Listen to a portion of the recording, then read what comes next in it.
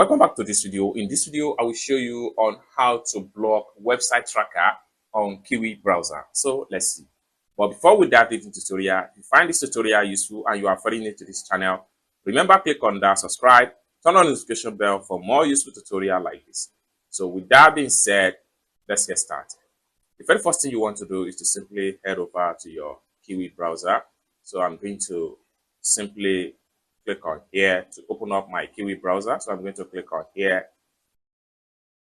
It's going to open up like so. Next thing you need to do is to simply come to the top right here. Click on these three dots from the top. It's going to open up like so. Next thing you need to do is to simply click on settings. And the next thing you need to do is to simply scroll down all the way down and go to privacy and security.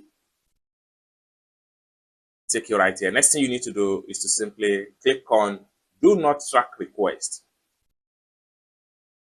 And take you right here. Next thing you need to do is to simply turn this particular button on.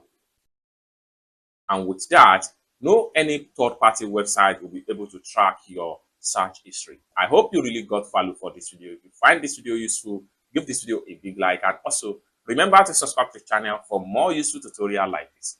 Thank you so much for watching, and I hope to see you in my next video. Bye for now.